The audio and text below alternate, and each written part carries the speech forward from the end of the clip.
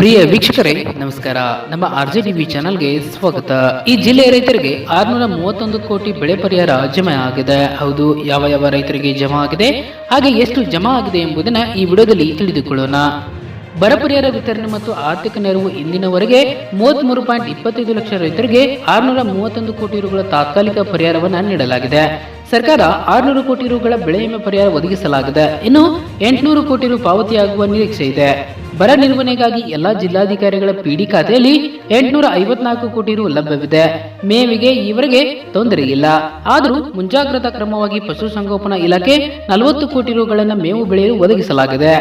20 ಲಕ್ಷ ರೈತರು ಬೆಳೆ ವಿಮೆ ಪಡೆದಿದ್ದು, ಸಿಗಲಿರುವ ಪರಿಹಾರ 2500 ಕೋಟಿ. ಬರ ಪರಿಸ್ಥಿತಿ ನಿರ್ವಹಣೆಗೆ ರಾಜ್ಯ ಸರ್ಕಾರದ ಕಾರ್ಯತತ್ಪರತೆ. ಮೊದಲ ಕಂತಾಗಿ ರೈತರಿಗೆ ತಲಾ 2,000 ರೂಪಾಯಿ ಮುಂದಿನ ವಾರದಿಂದ ಪಾವತಿ. 20 ಕೋಟಿ ವೆಚ್ಚದಲ್ಲಿ ಈಗಾಗಲೇ 7 ಲಕ್ಷ ಮೇವಿನ ಬಿತ್ತನೆ ಬೀಜದ ಕೀಟಗಳ ಖರೀದಿ.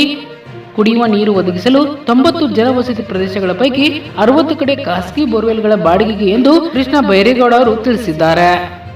ಸರ್ಕಾರ ಮೊದಲ ಹಂತವಾಗಿ ಪರಿಹಾರ ಧನವನ್ನು ನೇರವಾಗಿ ರೈತರ ಖಾತೆಗೆ ಜಮಾ ಮಾಡಿದ್ದು, ಫಲಾನುಭವಿಗಳ ಪಟ್ಟಿಯನ್ನು ಆಯಾ ಗ್ರಾಮ ಪಂಚಾಯತಿ ಕಚೇರಿಯಲ್ಲಿ ಪ್ರಕಟಿಸಲಾಗಿದೆ. ಹಿಂಗಾರು ಬೆಳೆಯಾಗಿ ರೈತರು ಪ್ರಮುಖವಾಗಿ ರಾಗಿ ಬೆಳೆದಿದ್ದು, ಈ ಬೆಳೆಯನ್ನ ಬರ ಪರಿಹಾರ ವ್ಯಾಪ್ತಿಗೆ ಸೇರ್ಪಡೆಗೊಳಿಸಬೇಕೆನ್ನುವ ಒತ್ತಾಯ ರೈತರಿಂದ ಬಂದಿದೆ.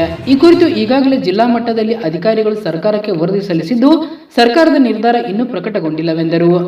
ರೈತರು ಮೊದಲು ಬರಗಾಲ ಪರಿಹಾರ ಅಂದ್ರೆ ಅತಿವೃಷ್ಟಿ ಅನಾವೃಷ್ಟಿಯಿಂದ ಬೆಳೆ ಹಾಳಾಗಿದ್ದರೆ ಸರ್ಕಾರದ ಬೆಳೆ ಹಾನಿಯಾದ ರೈತರಿಗೆ ಬರ ಪರಿಹಾರ ಹಣ ಘೋಷಿಸುತ್ತದೆ. ಆಗ ರೈತರಿಗೆ ಎಕರೆಗೆ ಇಂತಿಷ್ಟು ಬೆಳೆ ಹಾನಿ ಪರಿಹಾರ ಜಮೆ ಮಾಡುವುದು. ಪ್ರಸಕ್ತ ವರ್ಷ ಮಳೆಯಾಶ್ರಿತ ಬೆಳೆಗೆ 8,500 ರೂಪಾಯಿ ನೀಡಲಾಗುವುದು.